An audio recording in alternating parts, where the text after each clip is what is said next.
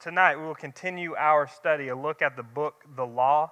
Up to this point, we have started off with creation, and then we looked at the fall, and then we looked at the flood, and tonight we're going to be looking at Abraham.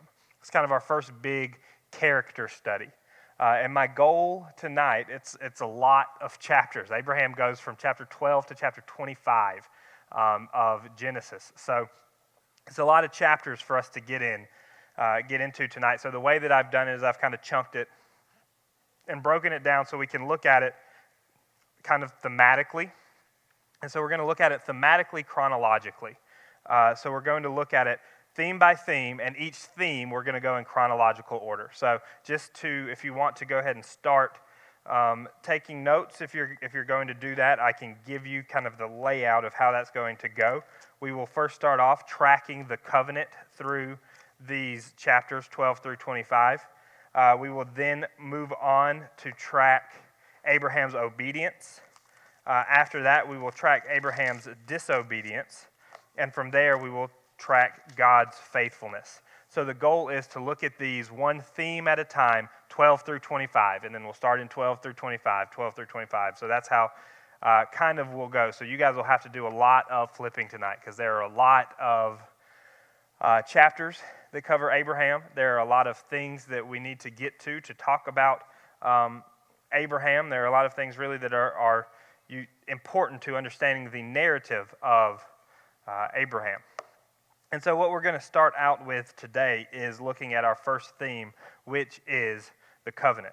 We're going to look at three important things that fall into the covenant. We're going to look at first the initiation, and then the unconditional nature, and then finally the sign. So like I said, it's going to be a lot of reading. It's going to be chunks and passages throughout 25 chapters. So I hope you guys are ready to turn. First off, the covenant. That's where we will begin. Genesis chapter 12, verses 1 through 3. And this is what it states. It says, "The Lord said to Abram, 'Go from your land, your relatives, and your father's house, to the land that I will show you. I will make you into a great nation. I will bless you. I will make your name great, and you will be a blessing.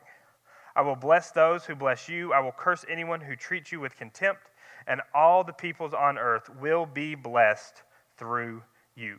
That is the initiation of the covenant. This is what starts Abraham's story right now, still Abram, but Abraham's story in the book of Genesis as we have this covenant. We're going to talk about three things specifically that this covenant covers.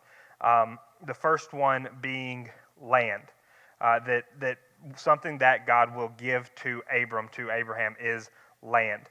We see some specifics of that kind of throughout these chapters. We see one in Genesis 13:15, where it says, "For I will give you and your offspring forever all the land that you can see." We see another one in Genesis 15:18 through 21, which gives us the specifics of the land. It says, "On that day, the Lord made a covenant with Abram, saying, 'I will give you this land to your offspring from the brook of Egypt to the great river, to the Euphrates River, the land of the Kenites, the Kenizzites, the Cadmonites, the Hethites, the Perizzites, the Hephraim, Amorites, Canaanites, Girgashites, and Jebusites.'" So when we look and talk about the covenant, which we will talk about throughout Abraham, the first thing we have to understand and get an idea of is that Abram is introduced into the scene with this covenant, where God says, "Abram, go do this thing, and I will, in return, do these things." The first one we talked about is grant him land. The next thing, make him a nation. Genesis 17:5 dives a little bit deeper into that. Genesis 17:5, and you guys don't have to flip with me because I'm going to be flipping everywhere. You can just trust what I say. But if you want to flip with me, I hope you get there. Genesis 17:5 says, "Your name will no longer be Abram, your name will be Abraham, for I will make you the father of many nations." So there is again, so what we're looking at here is God continuing out this covenant, being faithful to this covenant, remaining true to this covenant throughout the entirety of Abraham's life. And then blessing, something cool I think about the blessing here In verse 3, it says, I will bless those who bless you. I will curse anyone who treats you with contempt, and all the peoples on earth will be blessed through you. So notice this is it's not just I will give you land or I will make you a nation. It is I will bless you. I will curse anyone who treats you poorly. And not only will I bless you, but I will bless the nations through you. We go on to see that mentioned in Galatians. I'll flip there real quick. But in Galatians chapter 3, verses 8 and 9, we see it says, Now the scripture saw in advance that God would justify the Gentiles by faith and proclaim the gospel ahead of time to Abraham, saying, all the nations will be blessed through you. Consequently, those who have faith are blessed with Abraham, who had faith. So something that's cool about this covenant is that Galatians here specifically says that the gospel was proclaimed ahead of time in this covenant that God makes with Abram, who will become Abraham, in saying that the nations will be blessed through him. So that's just the initiation of this covenant that follows, that is the main point of Abraham's storyline. I'm going to say Abraham from now on. That is the main point, the driving force, the line that follows throughout all of Abraham's storyline. Now the next thing, and that's just the initiation. That's an initiation of the covenant. Next thing, when we talk about the covenant that we have to talk about is the unconditional nature of the covenant. Now you can flip to Genesis 15, and we'll look at 7 through 21. So the covenant is initiated. God tells Abraham, go, and you will get land, you will become a nation, you will be blessed, others will be blessed through you. That is the initiation of Abraham's story, is this covenant that is made with God.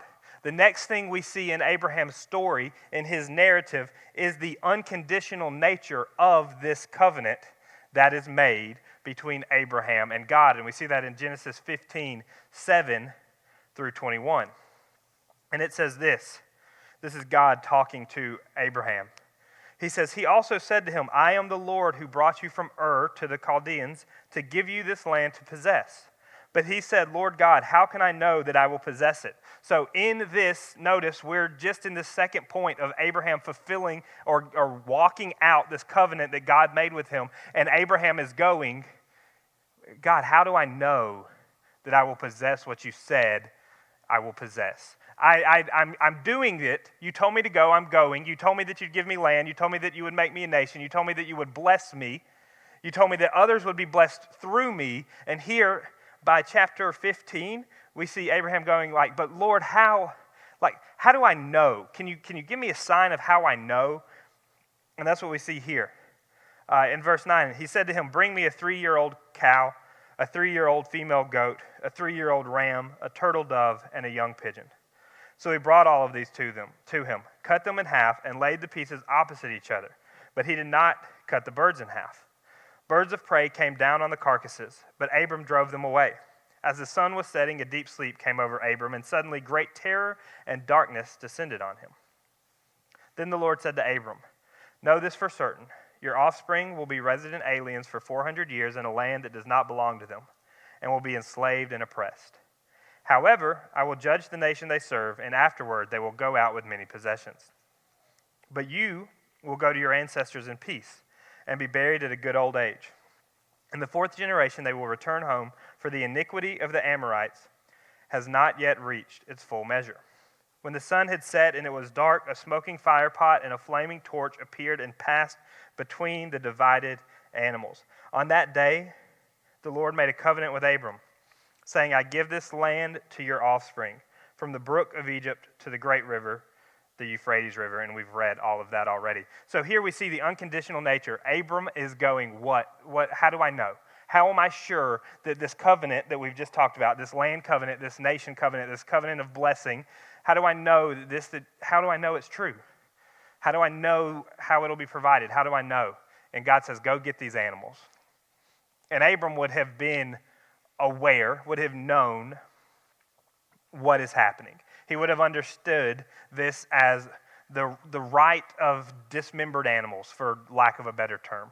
I couldn't find a specific term of what this would be called, but I could find that it is very commonplace when it comes to making a covenant. And what would normally happen is you would cut these animals in half, like Abram did. You would spread them apart, like he did, and then the two people making the covenant would walk between them together to signify that it was a covenant of blood and that what happened to these animals should happen to me should one of us break it.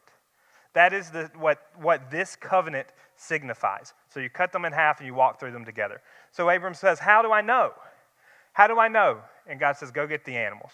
So he gets the animals. He cuts them in half. He's preparing to walk out this covenant with God.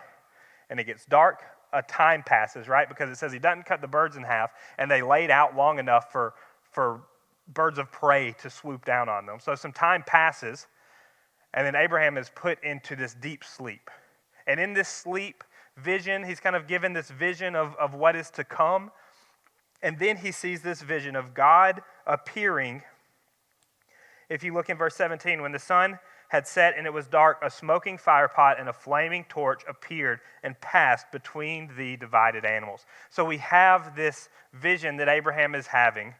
Whether he is still in the deep sleep or has started to wake up yet, we see God appearing as a smoking firepot and a flaming torch. And we see there God pass through the animals by himself, not with Abraham.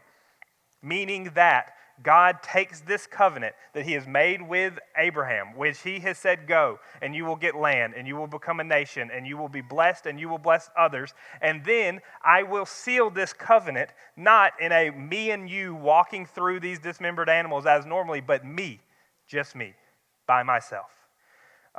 This covenant that God passes through the animals alone, which stakes a claim that he is alone, and the singular responsible one in upholding this covenant. That this will come true because the Lord said it would come true, that this will happen because the Lord said it would happen, and he walks through these animals by himself, not with Abraham. So we see the covenant and what it is. We see Abram kind of question the covenant. We see God put a seal on it and say, this is a covenant of unconditional nature. I am walking through this alone. It is singularly up to me to uphold the covenant, and I am God, and I will do so. And then the next thing we see about the covenant is the sign of the covenant. In chapter 17, verses 9 through 14. So Genesis chapter 17, 9 through 14, we see the sign of the covenant. And it says, God also said to Abraham, as for you, you and your offspring after you, throughout their generations, are to keep my covenant. This is my covenant between me and your offspring, me and you and your offspring after you, which you are to keep. Every one of your males must be circumcised. You must circumcise the flesh of your foreskin to serve as a sign of the covenant between me and you. Throughout your generations, every male among you is to be circumcised at 8 days old. Every male born in your household or purchased from any foreigner and not your offspring.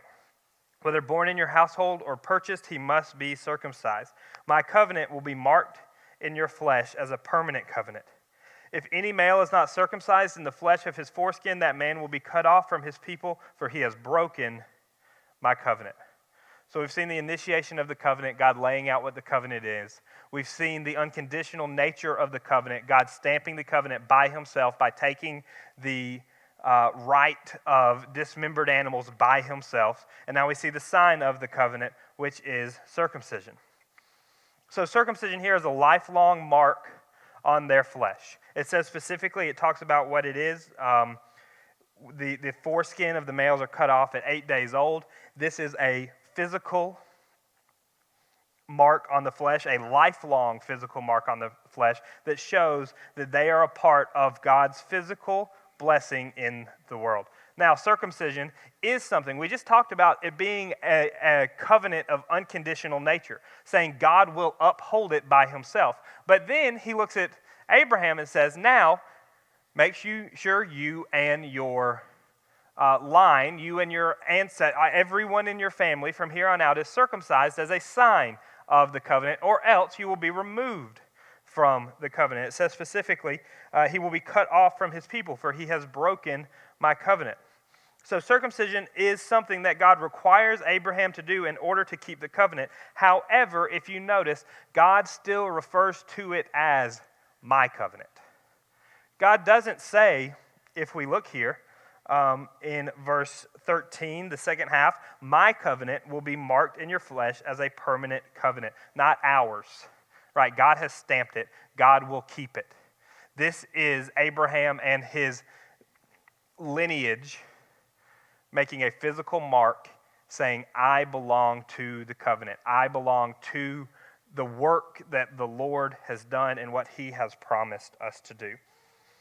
And now you notice that in 14, it says, if any male is not circumcised in the flesh of his foreskin, that man will be cut off from his people, for he has broken my covenant. So we can see that the sign is important, that there is importance in this sign. And we can see that even more specifically in Exodus chapter 4. And I'll just flip ahead and read that to you guys. This is in the story of Moses in Exodus chapter 4.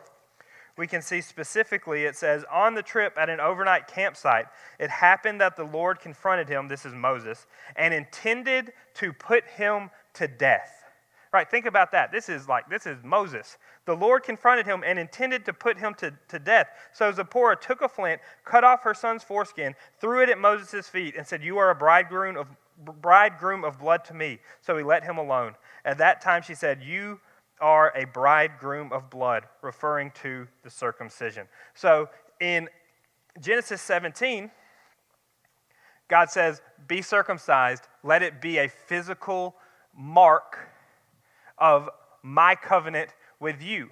And any man who is not will be cut off from my covenant and be cast out, which is a big threat. And then we see it just the next chapter where Moses has not circumcised his son, and God goes and intends to kill him, Moses. It was important. So something we see here, something that we notice here in the covenant, and this is kind of what we'll do, is we'll talk about the covenant and then we'll wrap it up before we move into the next thing. So some things to make note of when looking at this covenant between God and Abraham is we must recognize that this covenant, our salvation is sealed through the work of God alone.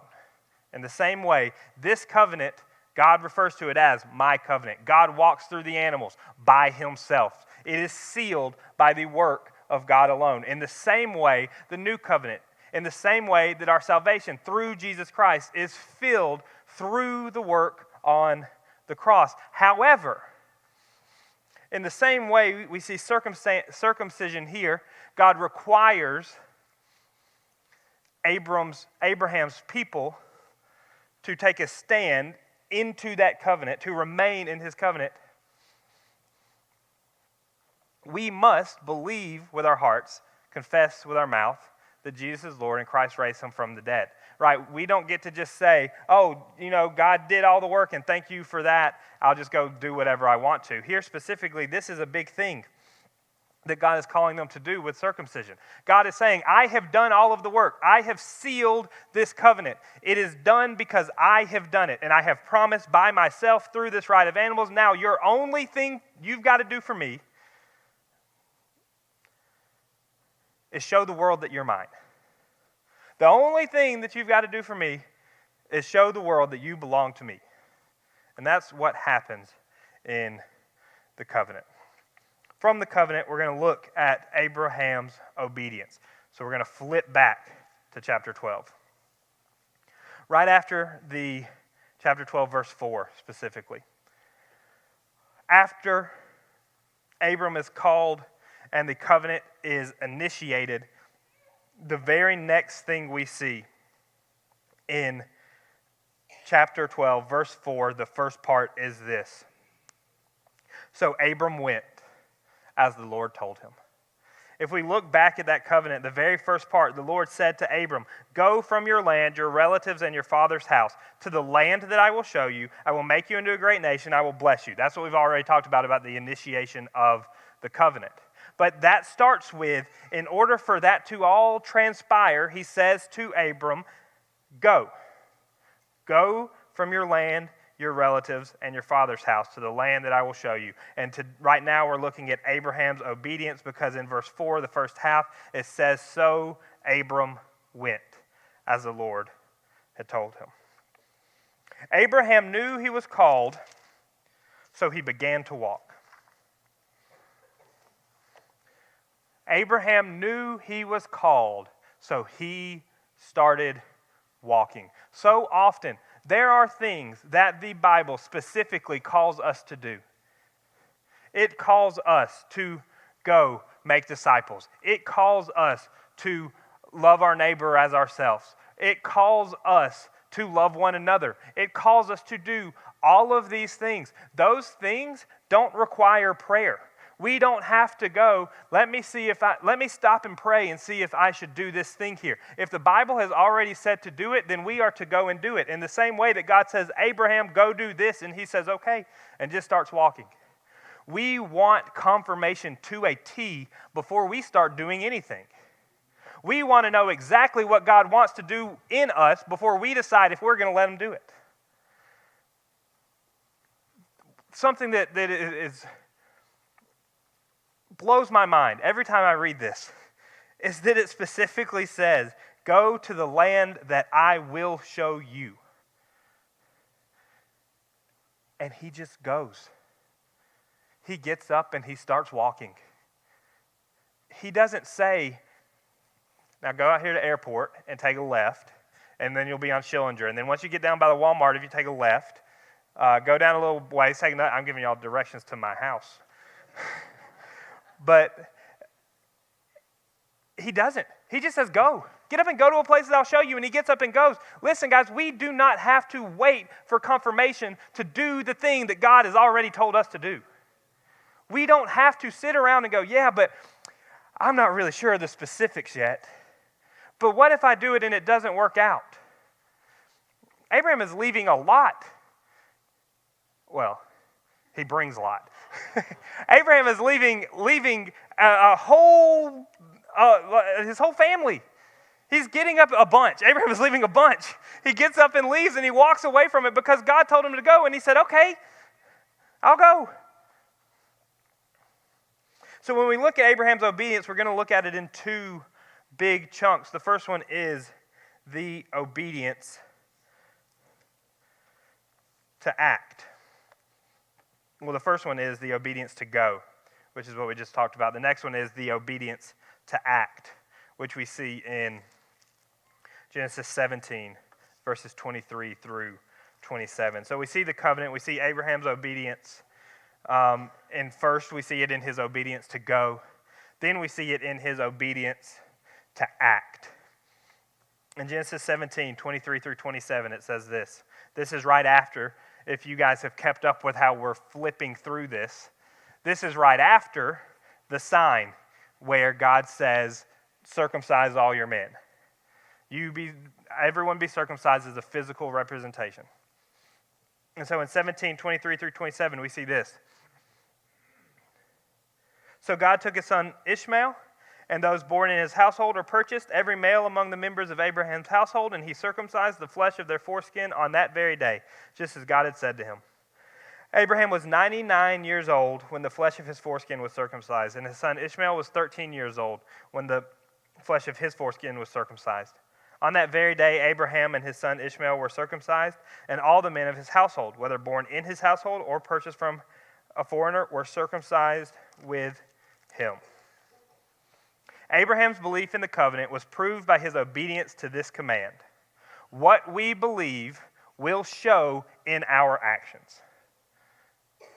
Abraham believed the covenant was true. God said, as a sign of the covenant, circumcise your men. And Abraham goes, you got it. and is circumcised himself that day at 99. His son is circumcised that day. Ishmael is circumcised that day at 13. The men in his household were circumcised that day. Here, Abraham's obedience is complete in the fact that every man among the men of Abraham's house were circumcised. It was prompt. It was done that very same day. And to be honest, it was pretty risky. Imagine having this group that you're traveling with and having all of these men and going, hey guys, you're not going to like what God told me to tell y'all. That's the truth. That's a lot. So Abraham's his obedience is complete, it's prompt, and it's daring, it's risky because he has to go to a group of men and say, hey, this is what God told me to do. I don't know how you're going to respond, but we're going to do it in my household. That's what we're going to do. So we see his obedience to go. We see his obedience to act. And we're going to jump way ahead into chapter 22 to see his obedience to sacrifice. So we're jumping way ahead, so I'm going to give you a little context that we'll go in and fill out throughout the way. Now, if you remember, part of the covenant, God says he's going to make Abraham a great nation. He doesn't have any children, and he's old.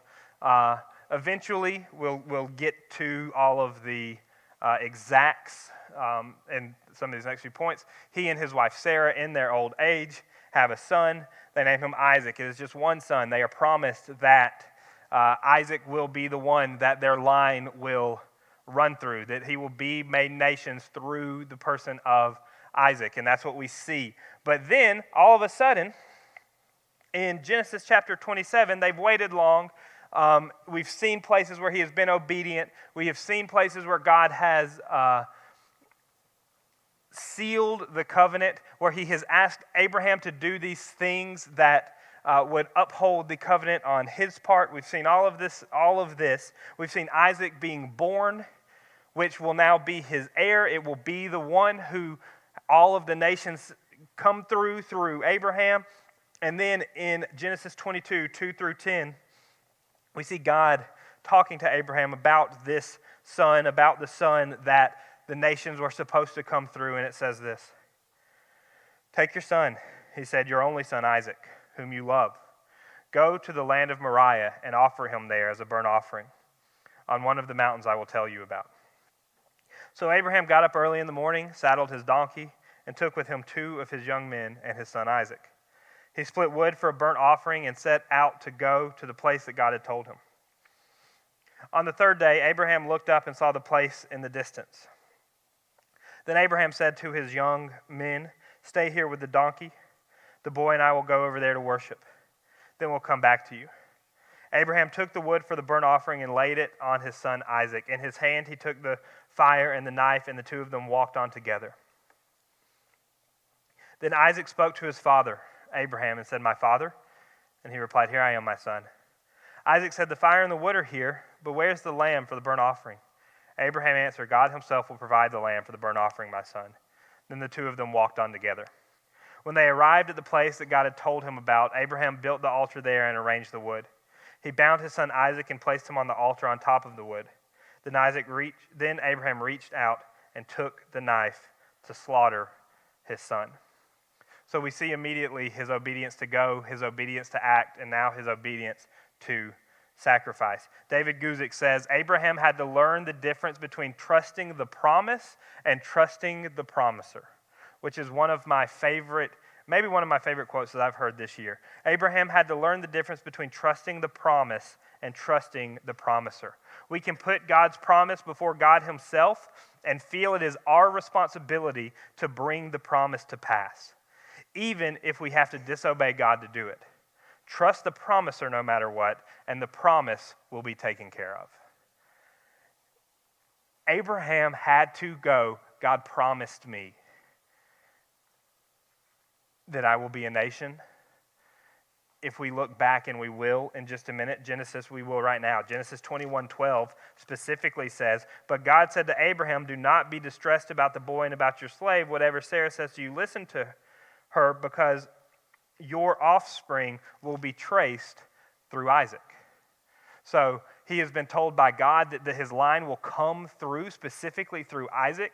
He has been told by God that he will be made into a great nation. And now, here he is, walking up this hill to kill Isaac. And you can't have any trust in the promise at that point, because to us, the promise no longer makes sense. The promise of this person I'm about to kill is going to be the one that continues on my line, to me, doesn't make sense. But I trust the promiser, and if he says it makes sense, fine. Because when we trust the promise, we go, well, I was promised this specific thing, and I know God said to go kill Isaac, to go sacrifice Isaac. I know that's what God said to do. But if we look back at his promise, he told me that my lineage would be traced through Isaac. I would be made a great nation through Isaac. So because that promise is like that, then what I'll do, I know what God said to do, but what I'll do is I'll just make sure I keep Isaac nice and close to me, because I believe the promise above the promiser. Because I trust the promise above the promiser. Abraham knew that his seed would come from Isaac. We just read that. While this does not mean Abraham knew he was being tested, it does mean that he knew God was going to see him through, whether through intervention or resurrection or whatever the case. We know that Abraham trusted God to see it through. Whether that meant he would go to the top of the mountain and kill his son Isaac, and Isaac would be resurrected, whether that meant that God would provide a sacrifice, whatever it meant that Abraham trusted God and was willing to obey, even to the point of sacrificing his son. Listen, guys, obedience is not easy. Obedience, as a matter of fact, when things boil down to this, can be pretty difficult. When we're told, hey, go do this thing, and it feels like it goes against all of our nature of self-preservation and all of our, that's why, if we're being honest, that's why it's so hard for us to share the gospel. That's why it's so hard for us to evangelize. Because we know we've been told to do it, but we go, yeah, but like, what if somebody hurts my feelings?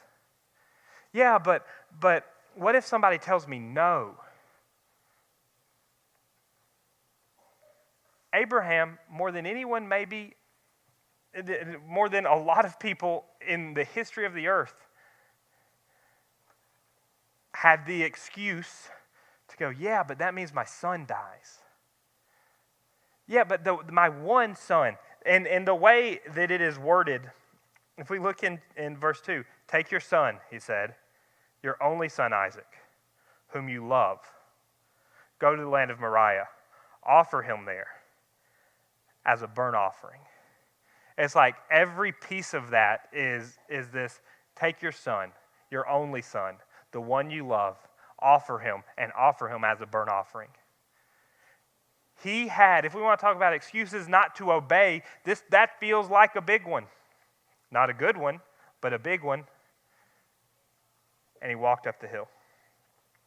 So what we've seen up to this point is the covenant that God initiates with Abraham, that God seals, that God tells Abraham to, makes the sign of the covenant, circumcision. We see Abraham's obedience, his obedience to go, his obedience to act, his obedience to sacrifice. However, Abraham is not perfectly obedient. The only person in the history of the world is Jesus Christ. Abraham is not perfectly obedient. We see Abraham's disobedience throughout. And so our next 2 points are going to be, one, his disobedience and God's faithfulness, because a lot of Abraham's disobedience allows us to see God's faithfulness. Let's talk about Abraham's disobedience. And this first one really threw me for a loop, because I don't know if I would go as far to straight up call it disobedience, but it definitely wasn't the right thing to do. And we'll talk about that together. But it's here. It's in the Abraham's disobedience section. Because if we look in, so that's where we'll begin. Abraham's disobedience, going back to Genesis chapter 12, verse 4 again, but now the second half of that. If we look into the covenant, if we remember, the Lord said to Abram, "Go from your land, your relatives, and your father's house to the land that I will show you." God says to Abraham, leave your land, leave your relatives, leave your father's house, and go to the place that I will show you. And so often the way that we teach this is, so Abraham went, and that's great because he did. He got up and he left. He went with uncertainty. He didn't know where he was going, and he got up and walked. But if we look at the end of verse 4, it says, so Abram went as the Lord told him, and Lot went with him, which is something I never really thought about until I was really studying this and reading what some other people had to say about it and really reading into it. But it specifically says, go from your land, your relatives. Abram brings Lot when God told him to leave his relatives. Then, and this is the part that I think nails it home, is because he brings Lot, and then if anyone knows what happens because he brings Lot, it's a whole lot of bad. Abraham goes, and he brings Lot with him. And Lot causes him nothing but trouble. A quote from Blackaby Ministries says this: Lot never embraced Abraham's promise, never embraced God's promise to Abram. In fact, Lot would cause Abram nothing but trouble. When their flocks became too large to tend together, Lot did not offer to part ways with his uncle. Rather, Abram graciously offered Lot whatever land he chose. Lot greedily selected the choicest land and left the desert for his kind-hearted uncle. We would see that in Genesis 13, 5 through 13. Then a king comes and captures his ally, and his allies capture Lot and his family as they sacked Sodom.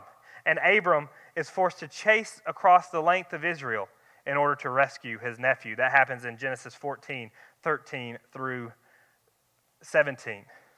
From then, when God is preparing to destroy Sodom and Gomorrah, Abram interceded for the city, and God ultimately sent an angel to rescue Lot once again. Clearly, Lot did nothing to assist Abram in his quest for God's promise, and did much to inconvenience him. So often, we, like Abraham, can have these little moments of what we would call little disobedience, where we go, yeah, God told me to do this, so I'm going to go do all of this, but like he wouldn't mind if I brought Lot along. Yeah, I'm going to go do all of this, but like he wouldn't mind if I added this to it as well, because I think that that's a good thing. I think having Lot with me, wouldn't that be great? We see a similar picture in 1 Samuel chapter 15 when, I'll flip there really quickly. 1 Samuel chapter 15 is the story of when Samuel tells Saul that he has been rejected as king, and what happened was Samuel had told Saul to go down, take these people, destroy them in their entirety. And then Samuel goes to Saul, knowing that Saul didn't listen. He killed most of them, but he kept their king alive, and he kept their animals alive. And so Samuel goes to him and goes, hey, Saul, how'd it go? And Saul goes, oh, it went great. Everything was done exactly like you said. And there's a great part in here, because then Samuel's response is like, well, then why do I hear sheep? Why do I? And Saul's like, oh, yeah, so what we did is we kept the best of the animals so we could sacrifice them to your God. And we kept the king. And Samuel goes, yeah, that's not what he told you to do. I'm glad you had that idea. That's not what he told you to do. That's disobedience. Here, Abraham goes, I'm going to go. Hey, come on, Lot. It won't hurt. It, in fact, did hurt. It was not beneficial at all. For Saul, he said, I'll just do this extra thing. I'll keep all of the animals, and we'll sacrifice them, he says to Samuel. We'll sacrifice them to your God. And Samuel goes, yeah, but that's not what he said. You do not have the authority to add to God's instruction. You do not have the authority to go, I know God told me to do this, but he wouldn't mind if I did this thing as well. He wouldn't mind if I brought Lot along.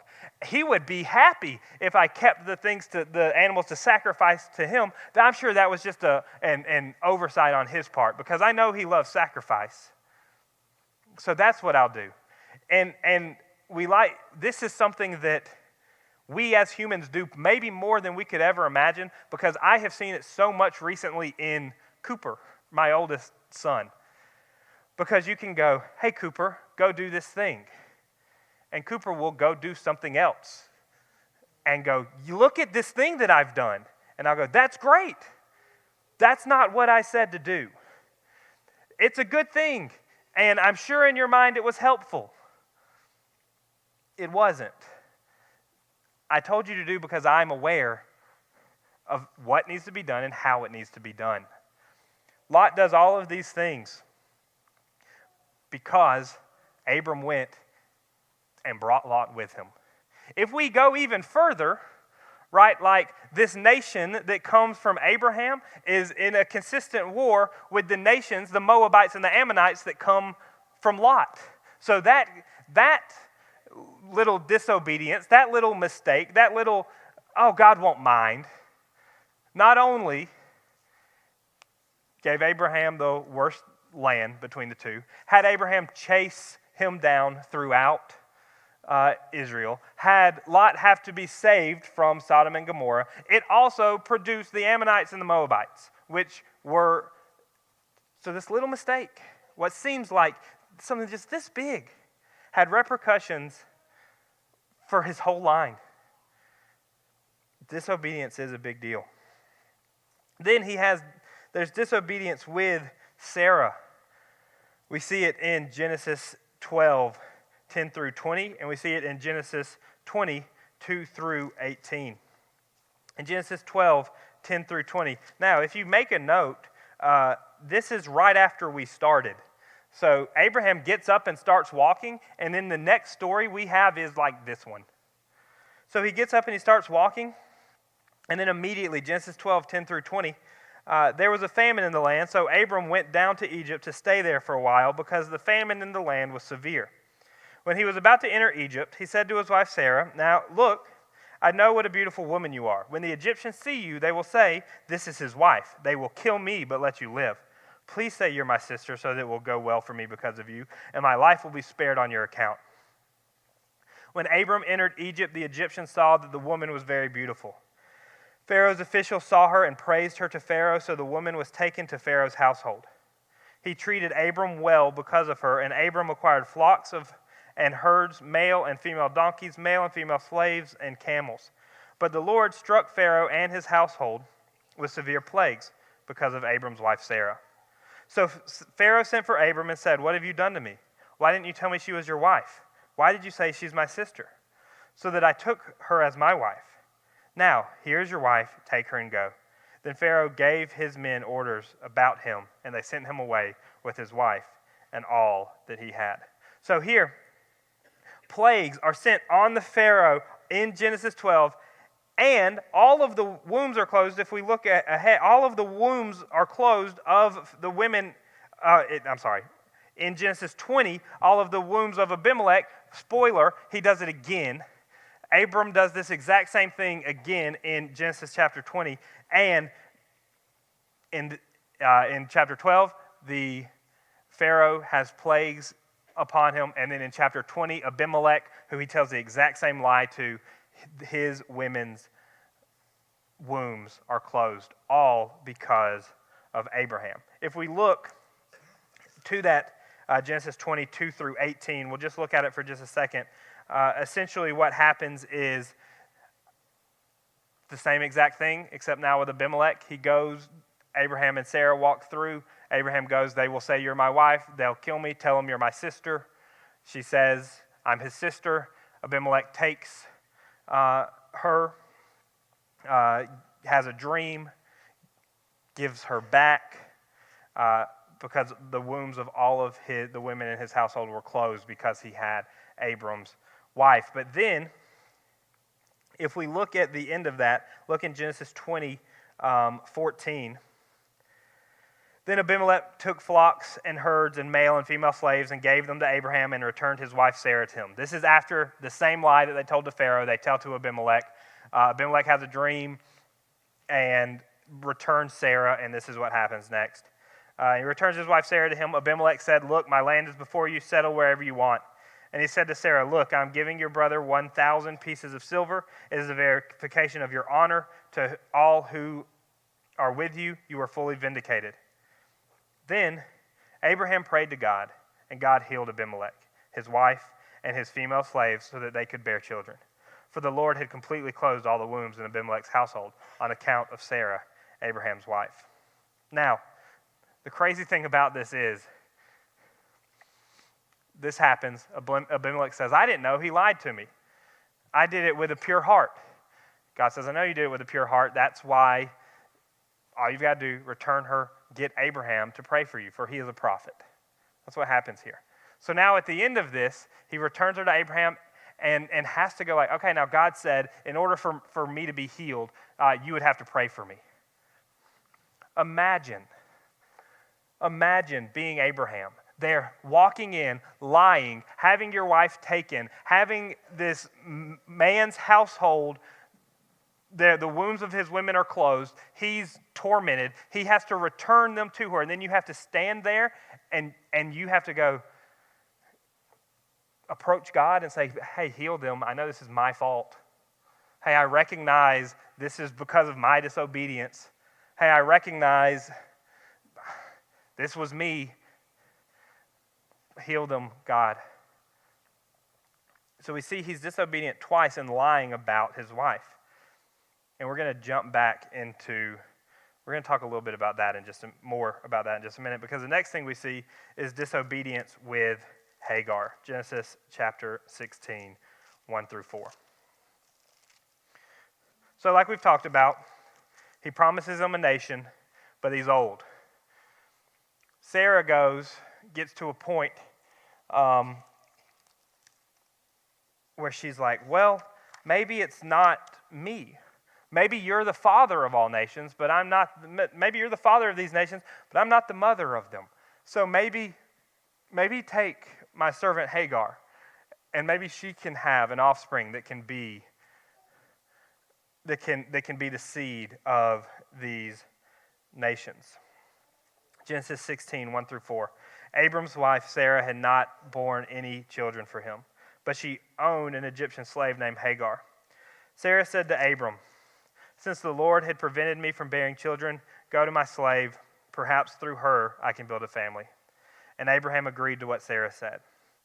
So Abram's wife Sarah took Hagar, her Egyptian slave, and gave her to her husband, Abram, as a wife for him. This happened after Abram had lived in the land of Canaan 10 years. He slept with Hagar, and she became pregnant. When she saw that she was pregnant, her mistress became contemptible to her. Something that I don't think I had ever recognized until studying this passage is, if we look at just verse 1, Abram's wife, Sarah, had not borne any children for him, but she owned an Egyptian slave named Hagar.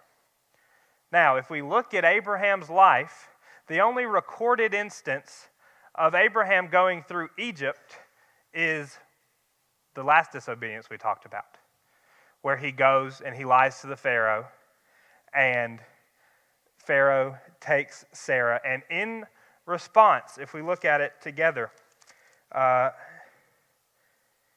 in 12:16, he treated Abram well because of her. And Abram acquired flocks and herds, male and female donkeys, male and female slaves, and camels. There is a real chance, and a lot of theologians believe it to be true, that Hagar was in that group of male and female slaves given to Abram for Sarah because of his lie.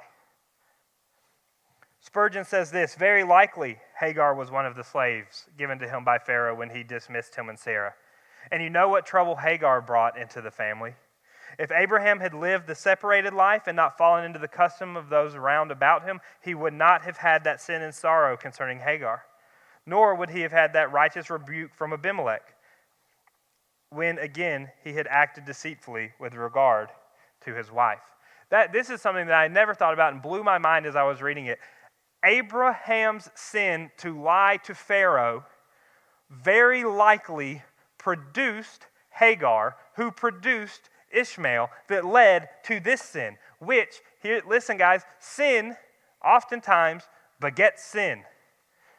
It is very easy to fall into a rabbit hole of sin. And that's what happens here. Abraham sins by lying about who Sarah is. Abraham sins by giving it, he's caught up in this web. And now Hagar is here as they are sent away from Egypt. And now all of a sudden, Sarah's going, hey, take Hagar. Which, by the way, produces Ishmael. We talked about the Moabites and the Ammonites that come from Lot. The Ishmaelites come from Hagar, which Grayson will talk about in a few weeks, are the people that Joseph is sold to. Sins that feel like this is for us. Sins that feel like this can have forever long effects. They can affect you and the people around you and the people after you. When you go, I know what God told me to do, but I could just bring Lot along. I know what God told me to do, but I'm afraid they'll kill me if I say you're my wife. So why don't you be my sister? Which technically. So we see this disobedience. Abraham's sin prompted more sin. And this sin is a sin of unbelief. And it's a sin against marriage. We see here the dangers of deciding to take the fulfillment of God's promises into our own hands, which is what the David Guzik quote talked about a minute ago. Here we see the dangers of deciding to take God's promises into our own hands. Sarah goes, I know this is what God promised. I don't see it happening. Why don't you take Hagar? So through Abraham's life up to this point, we have seen the covenant. We have seen his obedience. We have seen his disobedience. Now finally, we will wrap up with God's faithfulness. We'll look at three things. First off, we will look at God's faithfulness in disobedience. We will look at God's faithfulness to his promise, and we will look at God's faithfulness in obedience. In Genesis 12:16 and Genesis 26, both of these are directly after the incidences of Abraham lying about Sarah, or even in the midst of Abraham lying about Sarah. In 12:16, when he is lying to Pharaoh, it specifically says that Pharaoh treated Abram well because of her. In Genesis 20, verse 6, while he is lying to Abimelech, it says, then God said to him in the dream, this is the dream that Abimelech had, yes, I know that you did this with a clear conscience. I have also kept you from sinning against me. Therefore, I have not let you touch her. So we see in Abraham's disobedience, God is still faithful. Pharaoh does not kill Abraham. In fact, he shows him mercy. Pharaoh does not allow Abimelech to violate Sarah, does not allow Abimelech to sleep with Sarah. As a matter of fact, it says specifically, God says to Abimelech in the dream that I know you did this with a clear conscience, and I have kept you from sinning against me. So God's faithfulness in Abraham's disobedience is Pharaoh doesn't kill him. Pharaoh treats him well. And God withholds Abimelech from Sarah. That is God's faithfulness even when Abraham is not obeying, when he is disobedient. God showed his faithfulness to Abraham even in disobedience as he was lying to pagan leaders. Abraham was treated well by Pharaoh and his people while Abimelech was kept from sleeping with Sarah, both of which show that God's faithfulness depends on him and not on us.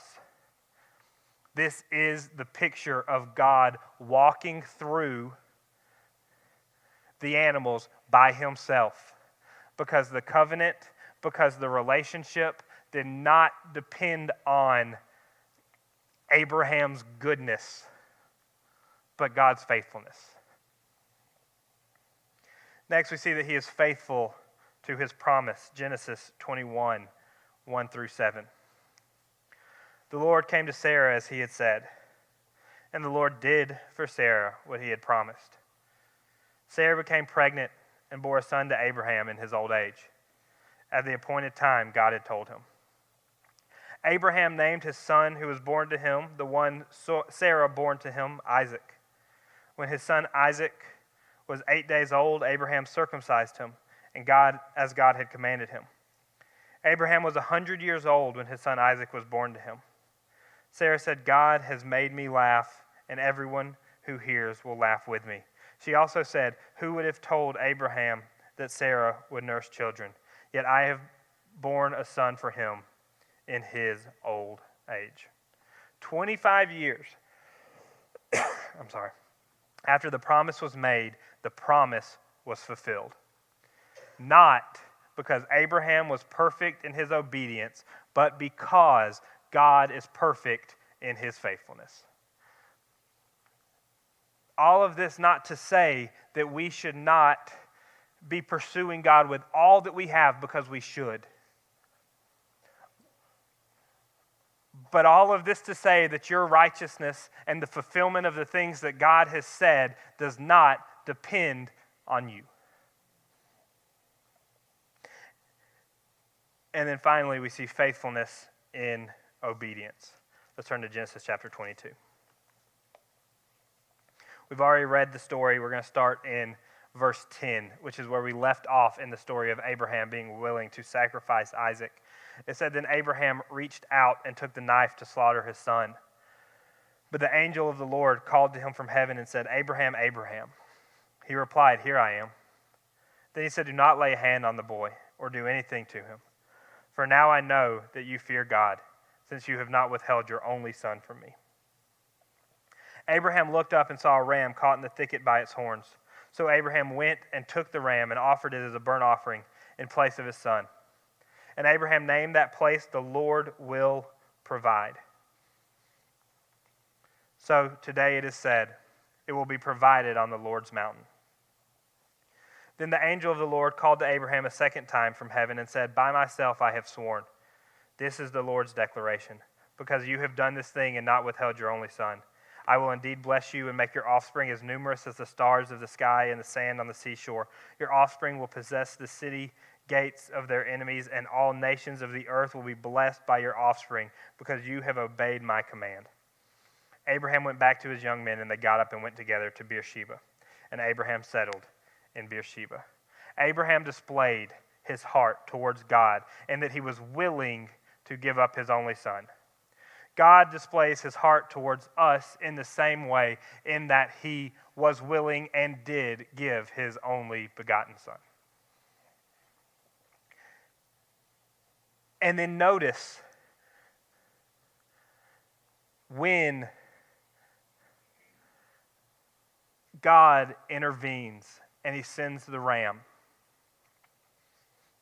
Abraham's response is taking it, offering as a burnt offering in place of his son, and naming that place, the Lord will provide.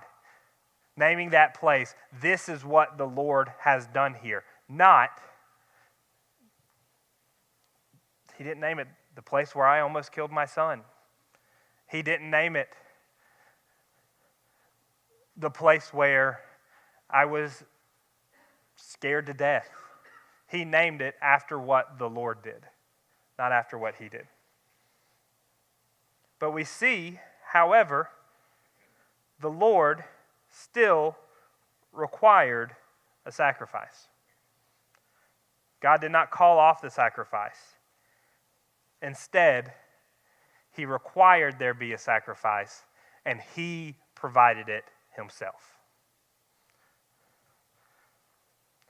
And we see that it happens here in Abraham's obedience. We have seen two other times where God's faithfulness is apparent in his disobedience. I know that's a lot. So what I want to do really, really quickly is just go through from front to back. I'll take 3 or 4 minutes because I know we've been going at it for like an hour now. And just talk about what each of these things mean for us throughout the life of Abraham. We've seen the covenant. We saw the initiation of the covenant, the unconditional nature of the covenant, and the sign of the covenant. God initiated a covenant, and then he stamped the covenant by himself. He said, it is up to me to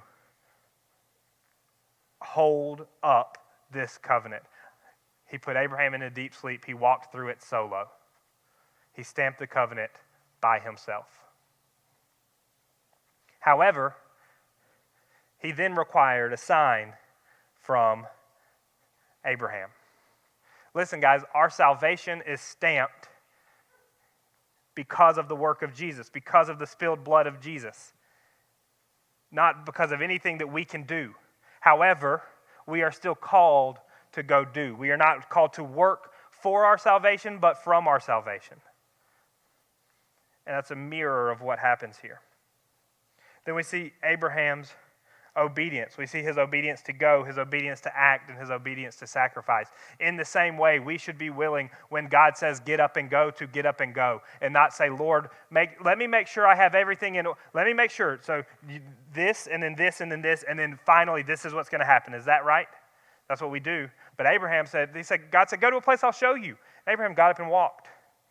Get up and walk.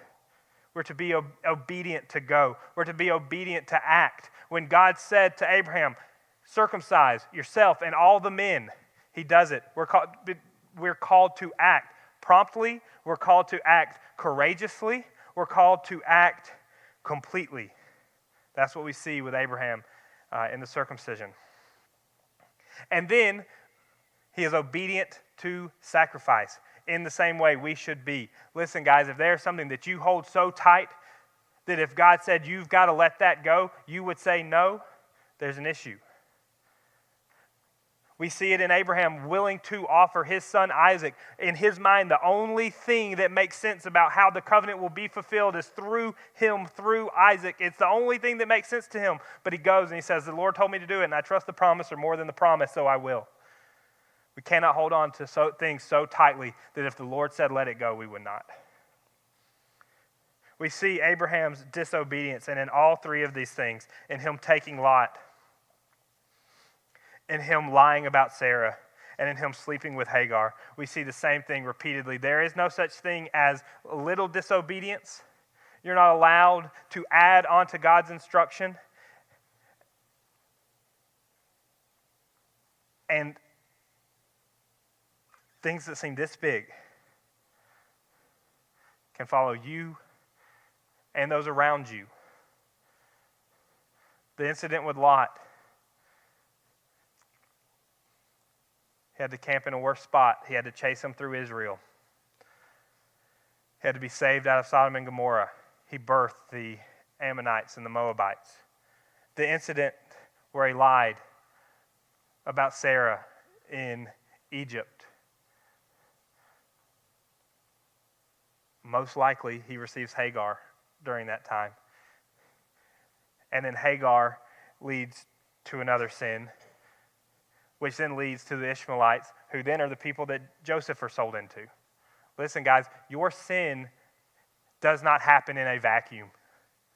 Your sin doesn't take place in this, I'll do this now and it will be over and it'll be done. Sin doesn't happen in a vacuum. We see that in Abraham. And then we see God's faithfulness. We see that he is faithful in disobedience. We see that he is faithful in his promise. And we see that he is faithful in obedience. And we must remember that he is faithful not because we are perfect in our obedience, but because he is perfect in his faithfulness. So Kevin will pick up from there next week. I know it was a lot. I know we were all over the place. I hope I was able to put together. I prayed a lot about this, and I really worked through this, and I hope it was beneficial for you guys, at least as beneficial as it was for you guys as it was for me. I learned a lot from this, and I am excited to continue to do this. I will pray, and then we'll be dismissed. God, I thank you so much for this day, this opportunity that you've blessed us with to be here, to study your word, Lord, to really dive into your character through, in this case, a character in your in this story, in this book, in your work. Lord, I pray that it is our goal to pursue you with all that we have, Lord, to trust the promiser above the promise, Lord, to rely on you in all that we do, Lord. Thank you so much for blessing this time, Lord. I pray that we are people in pursuit of you, willing to spread your word wherever we go when we leave here. In Jesus' name I pray. Amen.